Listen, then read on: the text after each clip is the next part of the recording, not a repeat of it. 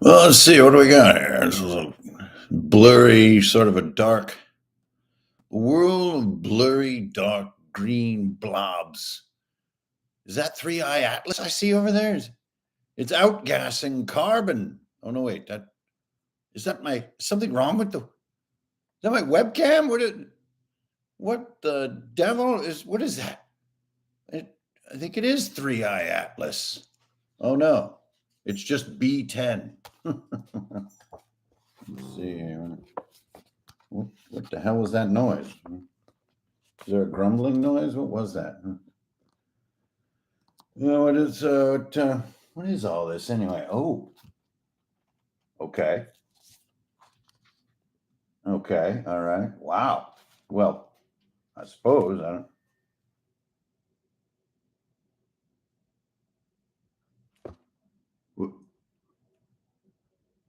It's probably nothing.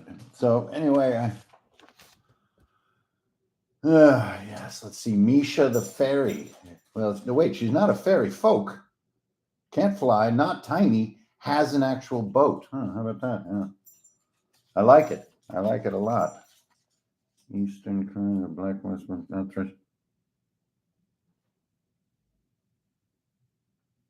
Is I on internet? I was on internet. Greetings, program. Sacred Inferno here, yo, buddy. Just reading up on Night's Dark Terror there. Module B10, as they call it. Howdy doodly, neighborinos. How's my signal doing? Let's check. How's this little guy? I think it's worse. Man, it's pretty bad. It's pretty blurry. Pretty bad. Let's see if we can. Let's see if we can. Here, just if you get a little closer here. All right, there we go.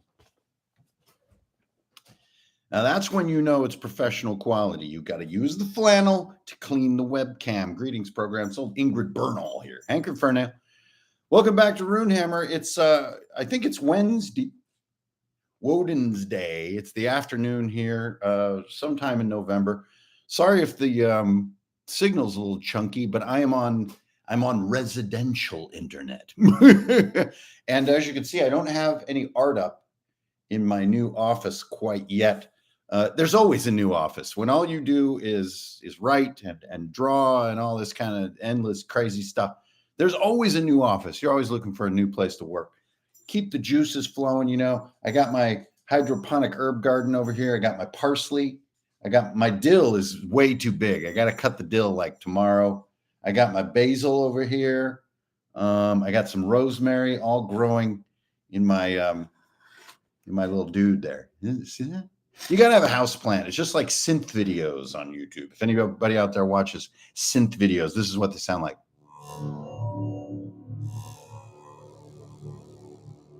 And there's always a house plant involved. Anyway, hi, everybody. Sorry about all the nonsense.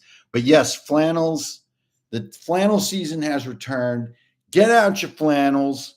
Shake out them mothy moths, cockroaches, oaths and vows that have been hidden in the pockets. You don't need the dagger from last year. You can get that out of the flannel, but in the pockets, because otherwise you get the crinkle. You don't want no pocket crinkle. Hi, everybody. Welcome back. Well, yeah, it's an unexpected time to jump on the stream, but I'm about to go into another 4 days of gaming. It's the last one of the year. I definitely pushed my abilities to the limit this year doing 3 of these things. As my man Stormblood out there, props to you, my brother, mentioned, it's no small task. By the way, thanks for the tip there. Appreciate that. Beer money. It's no small task to prepare these things, but not to over prepare them, right? Because you don't want to get it in your head that you're going to come up with, 30 hours of gameplay. You're not.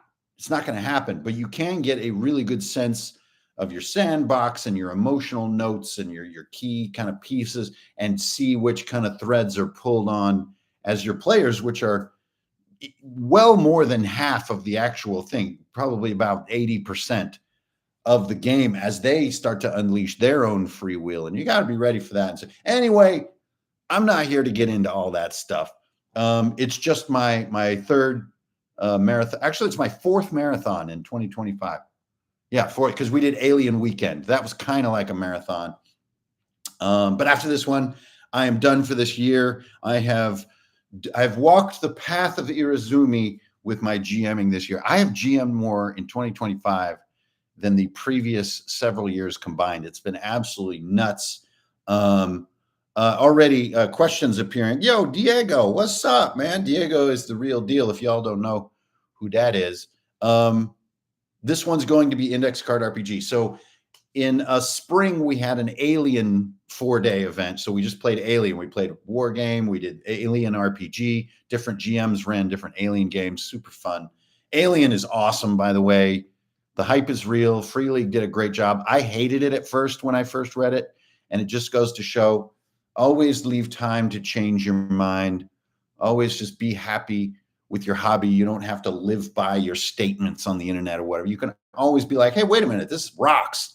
And Alien does. So we did Alien, then we did Daggerheart, then we did Crown and Skull, and now finally returning to my true route back to Index Card RPG for the next 4 days.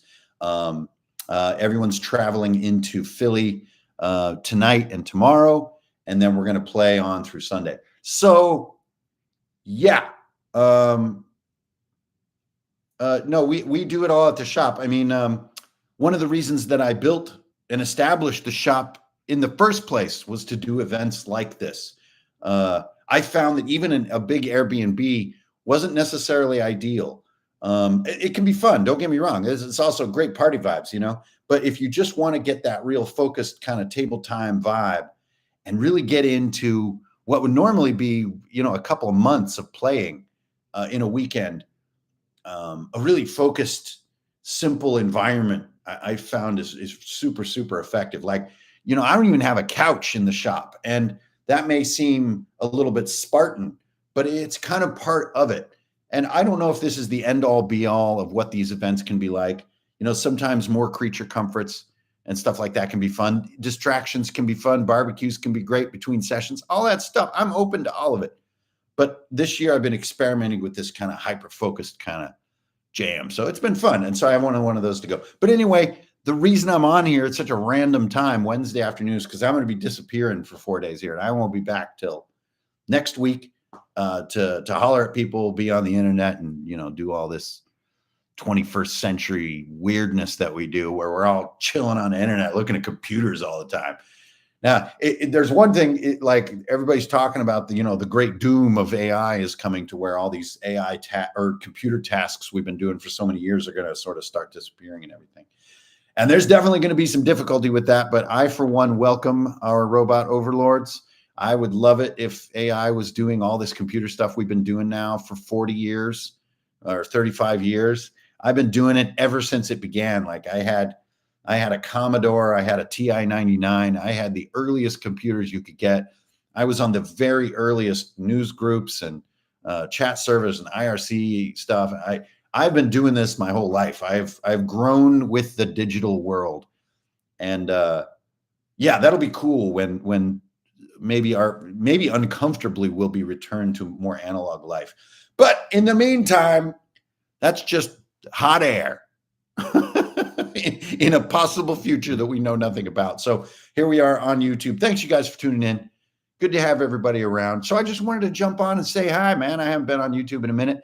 I hope you guys have been enjoying the new room design videos that we've been making. We've been having a really good time doing it. It's kind of back to some real rootsy vibes. I know there's a little less like drunken chaos in these videos. They're a little more sort of produced, but they're a little bit easier to look at and listen to, right? I mean, sound and video is really nice. Props out to my man, Ryan. He's been doing all that production for me. He is the bomb. The reason too that I need somebody to do production is, I got to be completely honest with you, filming yourself and editing footage of yourself is a wretched existence. Now, I know that this was exciting as the age of social media was unleashed about 15 years ago. People were having fun filming. It's kind of like looking in a mirror, right? You kind of like get a little bit clownish when you're looking in a mirror. It's like it's the chimp in us that's doing it. But now that many years have passed, like looking at footage of yourself on the regular, thinking about yourself and your own talking and filming yourself, it's a wretched existence. It's not good.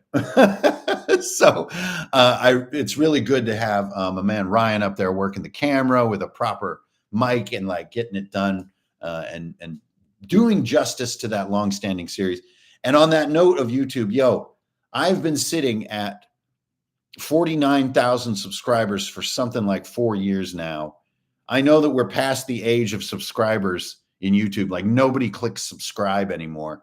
But if you guys could do me a favor this weekend and give me a little early Christmas present, I would love to finally hit 50K before 2025 is over. Literally need 100 stinking people, 100 beautiful t-shirt wearing weirdos out there that you know of who would get a kick out of Runehammer. So holler at them, help me get the last 100 people. I don't know what's going on. We've even come within like 20 at one point of 50,000, and then a few people fall off and stuff. I don't know why 50,000 is so difficult for the likes of yours truly right here.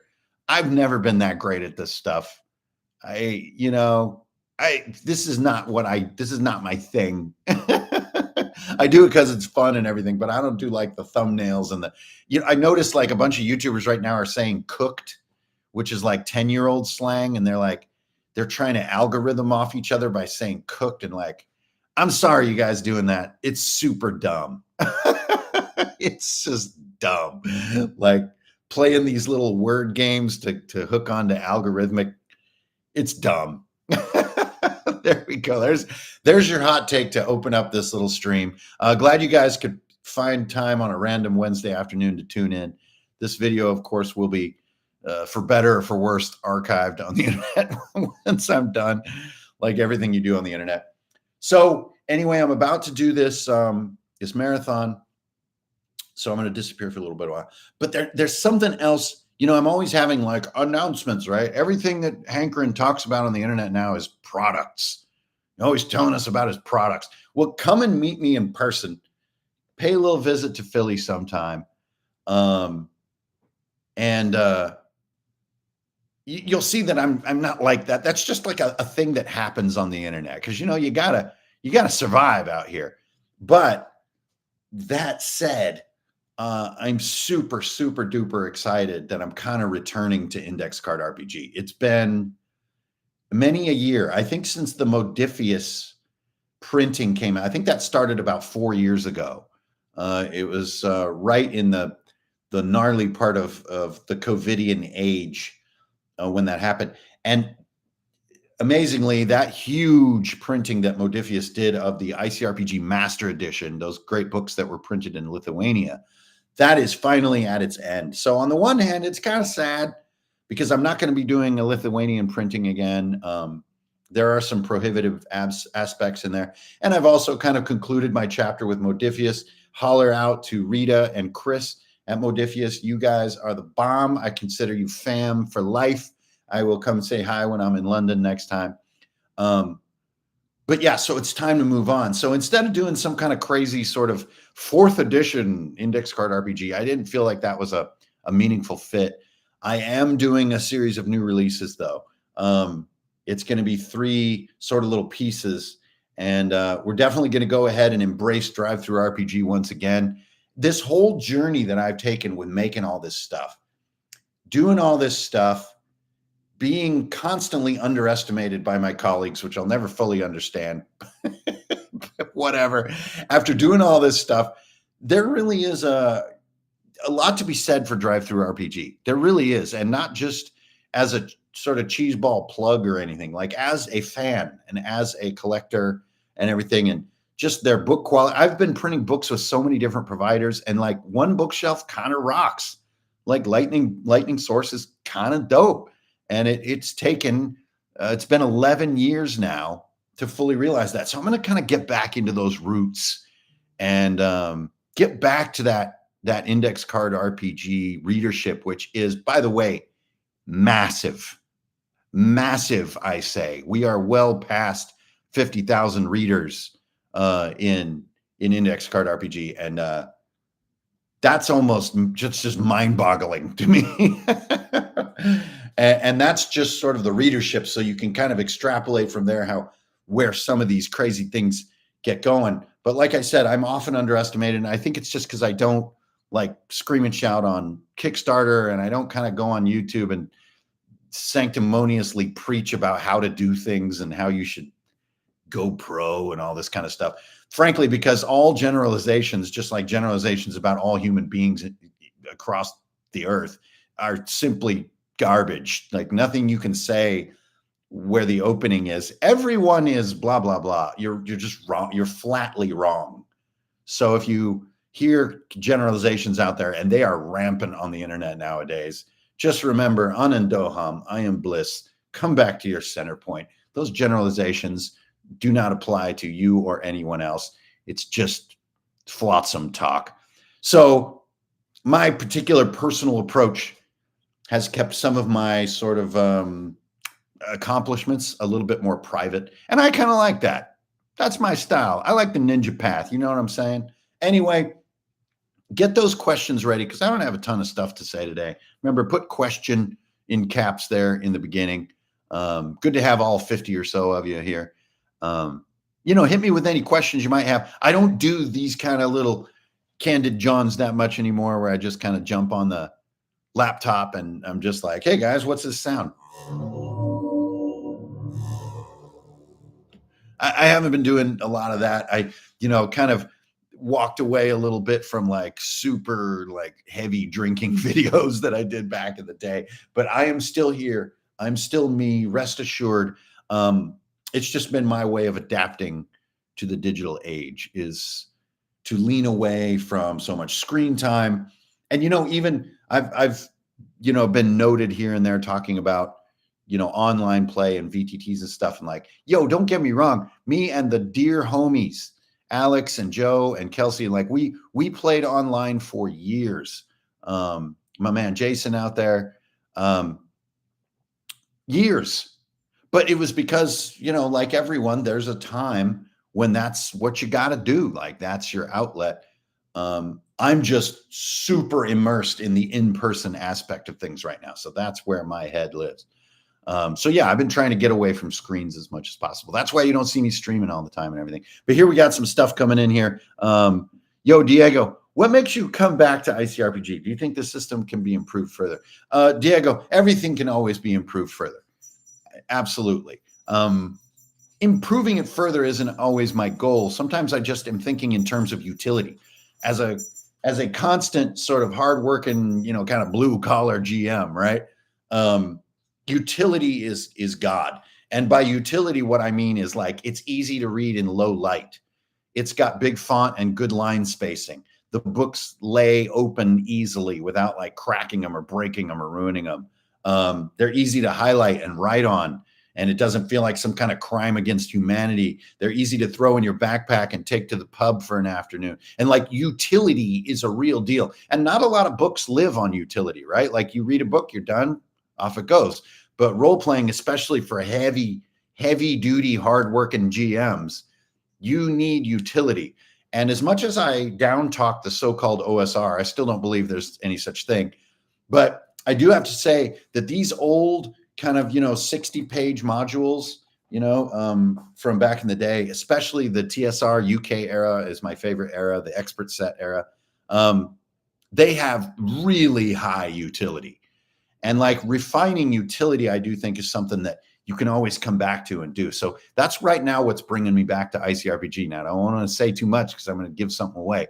But yeah, that utility is a huge word in role playing for me. So that's what's bringing me back.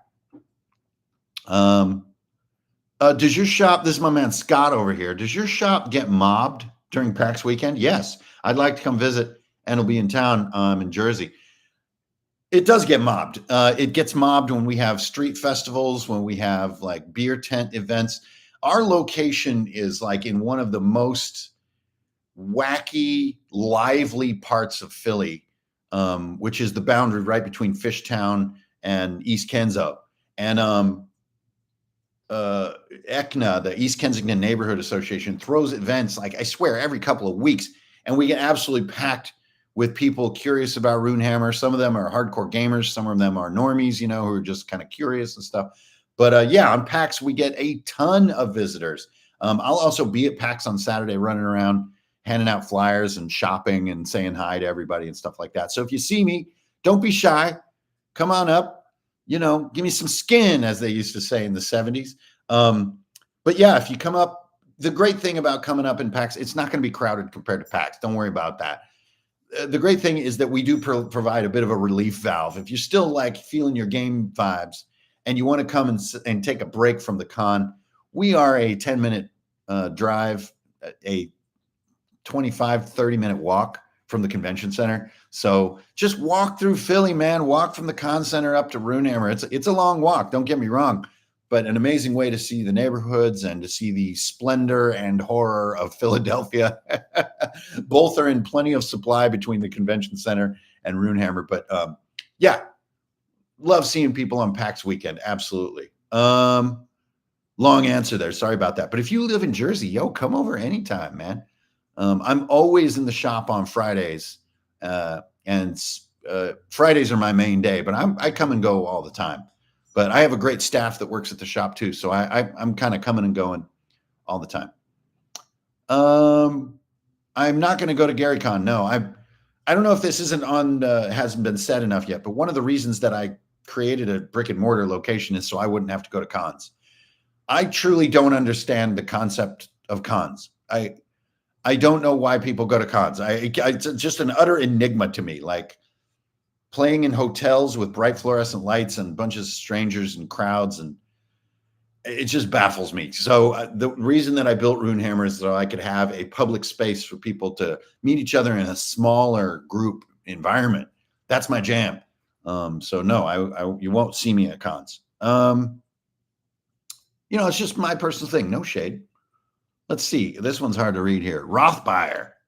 Man, look at it. Where can I see anything? Any word on the mainframe? Yeah, my podcast. No, again, there's 75 episodes or whatever of it. There's almost 600 videos on YouTube. I'm not sure how to put this, but besides just meeting people face to face and playing and curating and collecting, I feel like there's something going on here. Like, okay, I don't have endless theses to say. I don't have endless podcasts and reams and hundreds and thousands of hours of things to say. I think it's a strange phenomenon of our culture that we expect people to talk about a topic for like 20, 30 years continuously. Like, it's just like, move on, do some yard work, or like become a wood carver or something. So that's why I don't do podcasts anymore. What do you like about living in a city? Oh my gosh. Well, obviously the people, but I'm not just in a city. I'm in Philadelphia. I'm in the very birthplace of American democracy. I'm in a city that was established in 1652. This is the closest thing you get to old European city design, except for maybe St. Augustine down in Florida, a super ancient pirate town. This is a unique town, and I don't like living in all cities, and I've lived in cities. Philadelphia is quite unique, and there's something here that is difficult to describe. I got to be honest. There's a lot to not like here, a lot of chaos.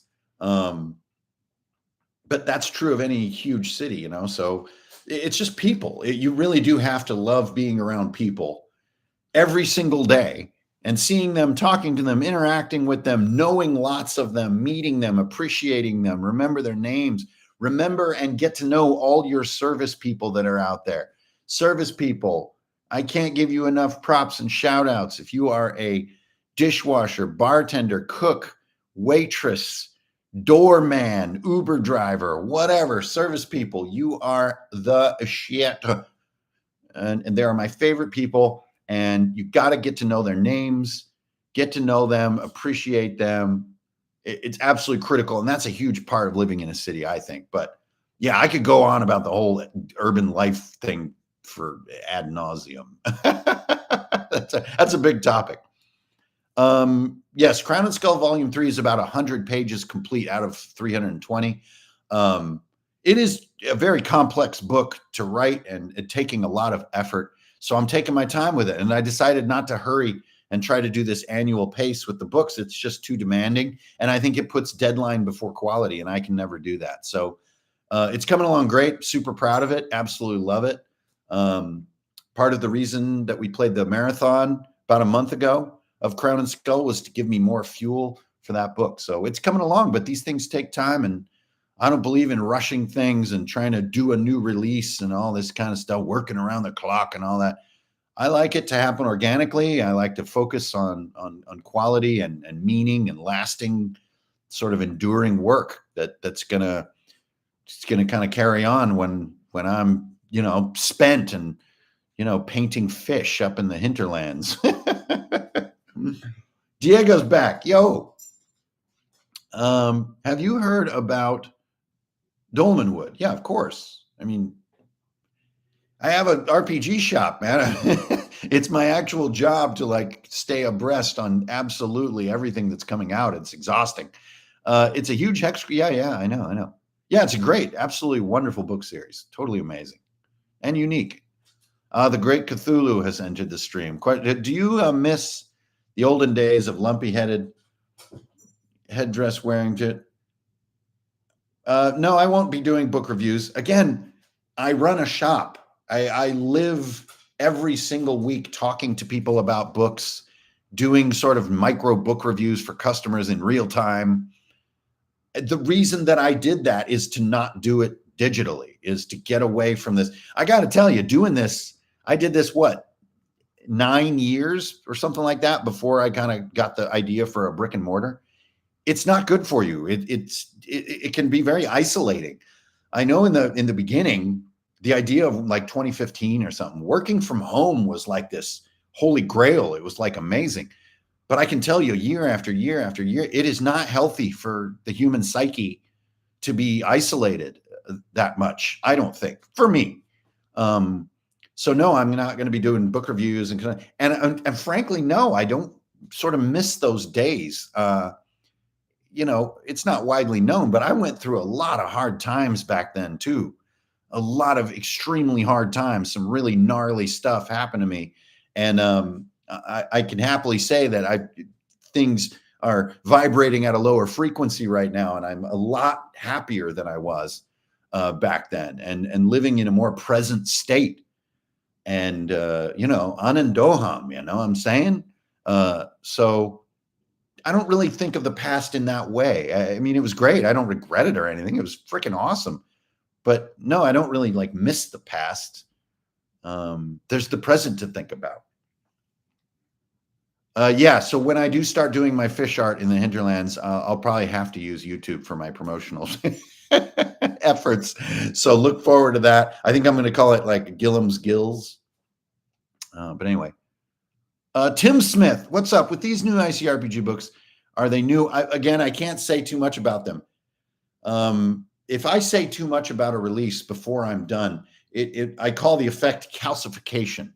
It can calcify the work. It can harden it too soon. You're still working with it and you're shaping it. And if you tell hundreds, thousands of people that it's a certain thing, then you're bound to that, and you don't feel as free to follow what's working and what's not. And so I'm not going to say exactly what they are yet until I'm really ready to reveal that. Sorry about that. I know that's a little difficult to deal with, but yeah, there it is.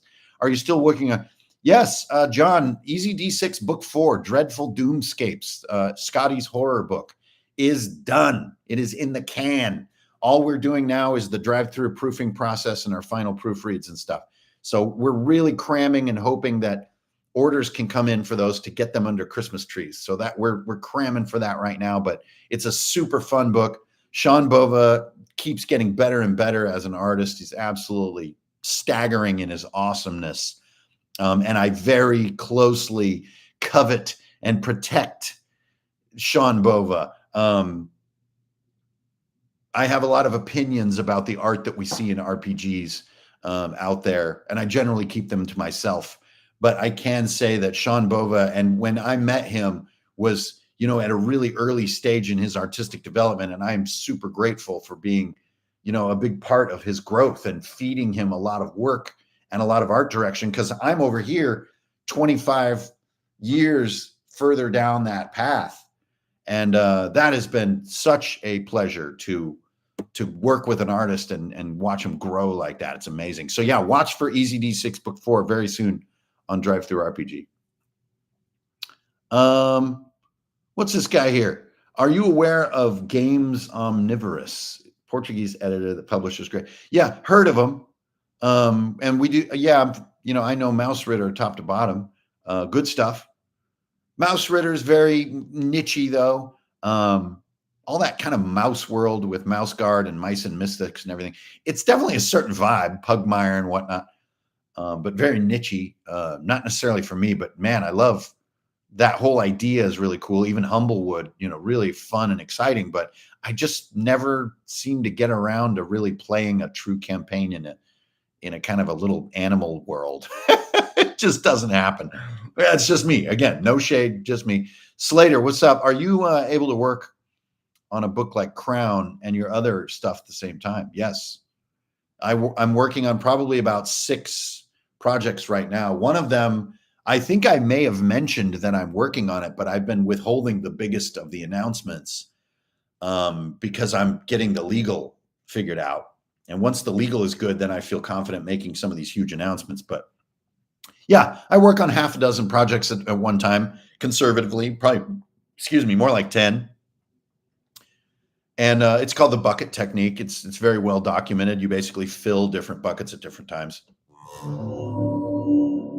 That's why I work on albums of music for my games as well, is like it offers a completely different creative outlet when one thing is getting tired or difficult, and so on and so forth. Maybe I get a little less grainy if I get a little let's us risk a bit more light. How's that? Wow, that is nice. That is a nice sky. Anyway, what do we got here? Any resources or tools for music at the game table? Well, I think that my albums, the Crown and Skull albums, represent my principles for use. No lyrics of any kind. Generally, you want to work with lower registers and frequencies. Mid and high frequencies interfere with conversation and can be very difficult on the brain, especially for people who are kind of hearing sensitive, which I am a little bit. So low register music that does not take too much attention, but has dramatic lifts and falls. And this is a weird one, but I have found that 5-minute length in a track is absolutely magical. Human interaction tends to happen, especially in role playing, on a 4-minute timer. It's really weird. Like beats and moments and emotional blobs are 3 to 5 minutes in a very creepy, predictable way. And so when the songs follow that ebb and flow, you get these moments that feel like you're kind of David Copperfielding it somehow, but it's really just a good sense for music selection. So if you check out my albums, all my playlists are publicly available as well. So go check out my playlists. I have, I don't know, a dozen or more. I'm huge on using music in sessions. I don't know how anyone could ever do a session of role playing without music. But don't be a blockhead and use Iron Maiden or something. Iron Maiden's dope, but it's absolutely horrible session music. The Mora is in Philly. I haven't worked on it in a little while. It's a very for its own sake kind of project. So it kind of waits at the end of a very long line of projects. No Rune Hamster in your future. Not bad. Smatumi. Yo, what games are you enjoying and what non-Runehammer games are you playing? Well, I play D&D 5.5 all the time. I mean, that's our main. It's maybe my favorite edition of D&D. I just this morning finished Ghost of Yotei. Absolutely divine game, probably in my top 5 of all time for sure. But, I don't play like a zillion RPGs at the same time. I don't know if that's what people think I do or something. Yeah, Knock is absolutely amazing. I'm not a big fan of the wacky layout school. I find that has very low utility, super interesting. But if I'm at the table trying to work with all that chaos and wacky colors and layouts and fonts and stuff, that to me, utility on knock is low, but readability and excitement and super coolness is maximal. So the Merry Mushmen, a tip of the hat to those guys. Yeah, there's a zillion great channels. I generally say stay away from using YouTube as session music because you don't get a lot of the clever and easy to use tools. So if you're using your phone like I do with a Bluetooth speaker, you can loop a song with just with a glance and then unloop it when the scene breaks and do stuff like that. And YouTube is just so honestly dumb. YouTube really had a cool era at one point, and it has become stupider and stupider as time has gone by. I don't know. I guess just a revenue engine, but it has become so algorithmically stupid that it's not a very good tool when you're curating stuff. So yeah. Yeah, thanks, Tim. I appreciate that.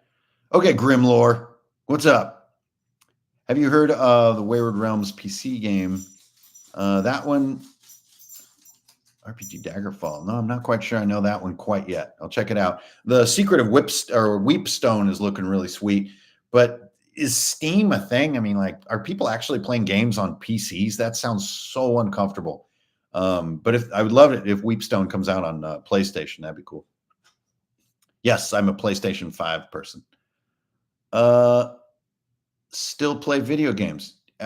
Weepstone. Sorry, I hadn't scrolled down there. Great Cthulhu. That's pretty funny. Yeah.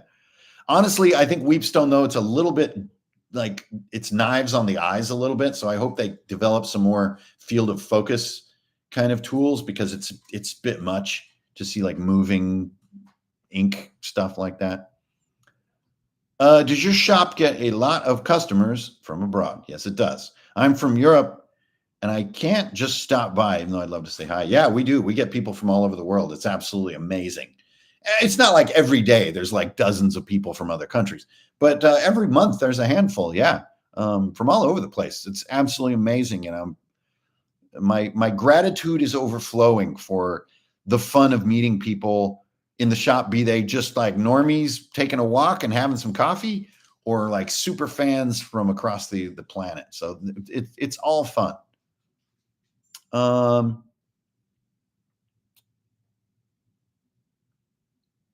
Yeah, mild success. Exactly. If you're getting mild success, you're killing it. Oh man, I'm empty on my big old water thing. 21st century, you're going to need a big old water thing because we're hydrated in the 21st century. We may have other problems. We got a lot of them. We got 3-Eye Atlas. We got weirdos running around. We got like political upheaval. We've got digital addictions. But I'll tell you one thing we got. Hydration. 21st century hydration. Always cold. Always cold.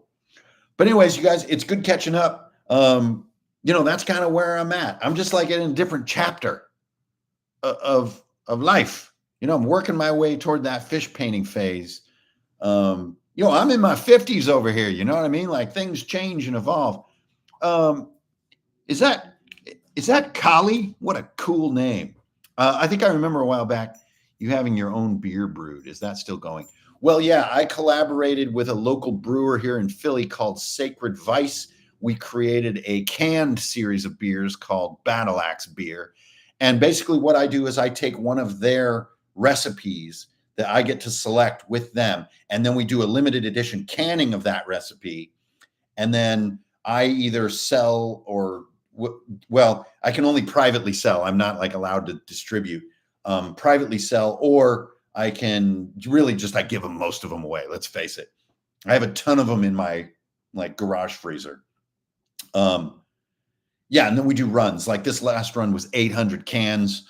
So I like to sort of give these special cans out. You can see a couple of them right up there.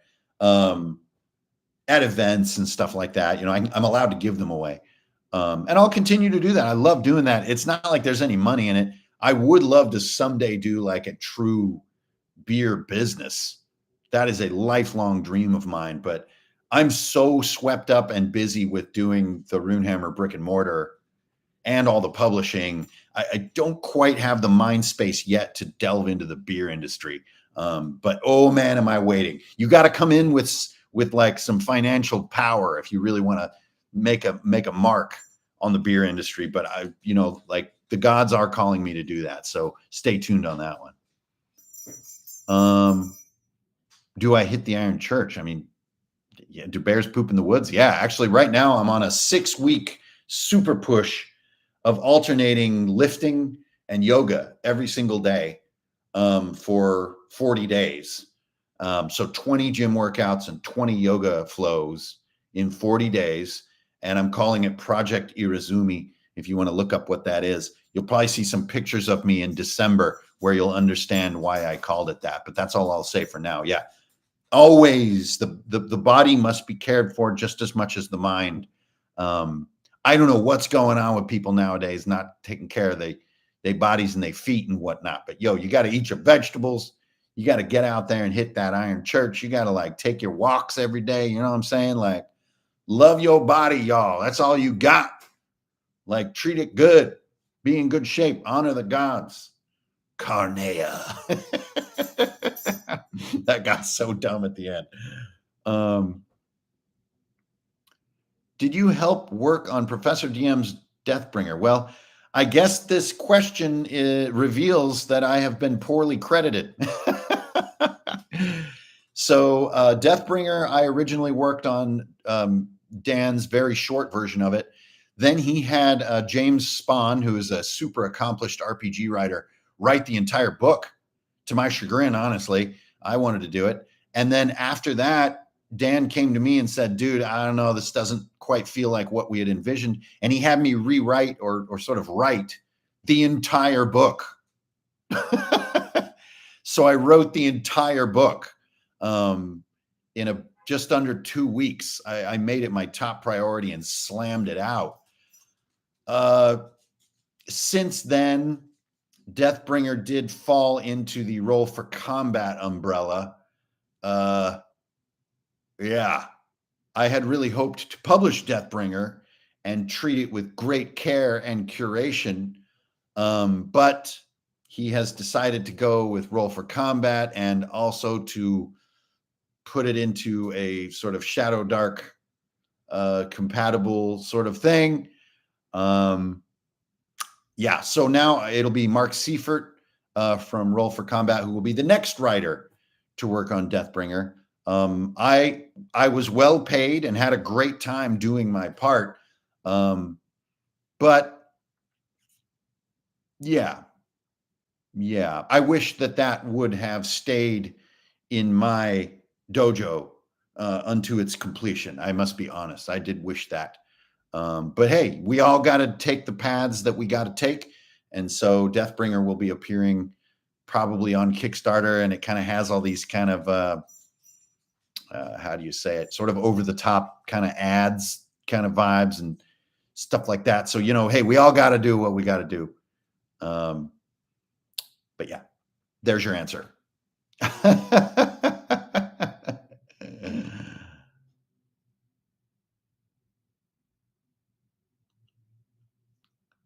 Hey, folks of the chat. Well, I guess I don't need to answer it then. Okay, Tim, I'm going to be playing fantasy campaign, epic sci-fi campaign. Any thoughts on running one versus the other? Yeah, watch out. Don't fall into some of the things that you might think are going to make it awesome. All good science fiction, even though it may have a sweeping scale, comes down to intimate scene levels and story levels. I think probably best in show as far as transferring into an RPG would probably be Dune as a template, because Dune has a titanic scale that always comes down to a very human sort of scene feel, and do that. Don't occupy yourself with capital ships and all this kind of, there's no humanity in it. Come down to the human level in your sci-fi campaign. And that's what I've always done. And I think to a mild effect, as mentioned earlier.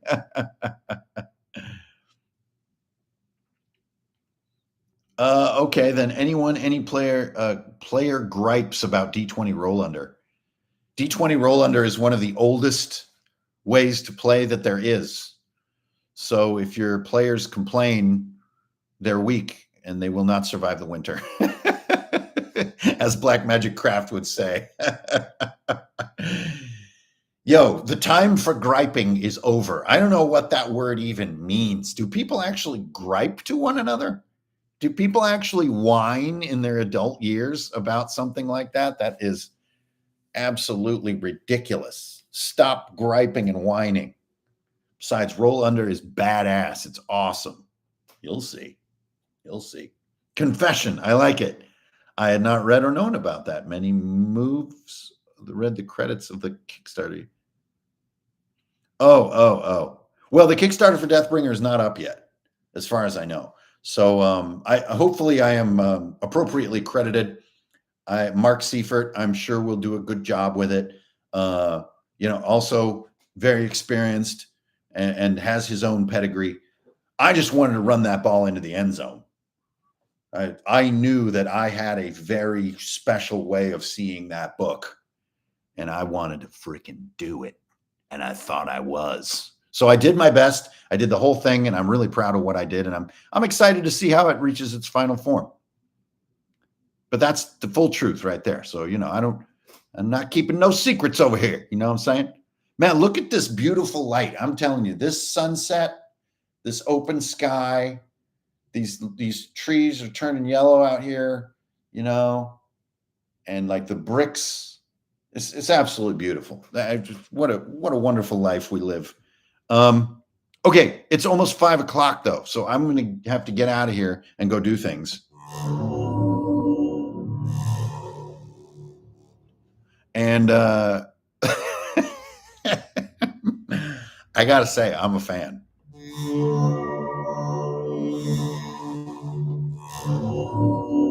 For Halloween this year, I actually brought a synthesizer and a huge speaker out to my patio for the trick-or-treaters, and I wore my full Azael costume, which is a extremely intense costume where you can't tell it's a person. And I just sat on my patio and rocked back and forth in a rocking chair and played like these insane, super heavy synth riffs while kids were walking. It was epic Halloween. It was so funny. And the parents were getting such a kick out of it because the kids were just utterly terrified. I don't have children, so I can just openly terrify children and just have a good time with it because I don't know what's going on. I can't be held responsible. You know what I'm saying? All right. Anyways, you guys, it has been great catching up with everybody. Thanks for tuning in. Keep being awesome out there. Get them cool box sets for Christmas this year. Get them cool. Like Maladum is dope. That Conan board game's dope. That Cairn box set, that's hot. That's what everybody's saying now, especially old people, that something's hot. Oh, hang on a second. Oh, that's pretty funny. Phone call from Games Workshop. Every week, man. Every week. This 40K monkey's on my back every week. But props out to my 40K people, by the way. They're like 40K people and Magic people. I know it's, big brand kind of stuff, or like maybe there's corporate issues or something. But 40K people and Magic the Gathering people are legit. Like my Duskmorn deck is dope. My Chaos Marine Commander deck is dope. Props out to John. What's up out there? Thank you again, dude. That deck's amazing. But yeah, that was pretty funny. Live streaming, and I get a call from Games Workshop. That's too funny. Are you watching the No Flash Gits animation? Space King? No, I don't know what that is. The last thing I saw about 40K was Secret Level, and it was sick. It rocked me to the soul. But I got to get out of here. I got to call my Games Workshop person back because I need this execrator in here, like stat. You know what I'm saying? I'm not even making that up. That's a real business. I got to get out of here, guys. Thanks you so much for tuning in. We got a new rune design video that's almost done, so watch for that coming up. All the stuff that I do in my marathon games, I post the stuff I make and my notes on my Patreon. So if that's a thing that you can jam on, go over there. I do the minimum price that Patreon will allow for my Patreon. So, that's where that's at. Otherwise, I'll see you guys up here in Philadelphia, the mighty city of Philly, PA. And until then, keep it real, y'all. Don't steal. You're always going to get a deal. And what's that other thing? Go take care of a person. One person, go do something nice. You know what I'm saying? Hook them up. And if everybody did that across the board, imagine this world with this beautiful sunset sky that we would live in. Okay. Until then, I'm out, you guys. Thanks for coming in. Peace.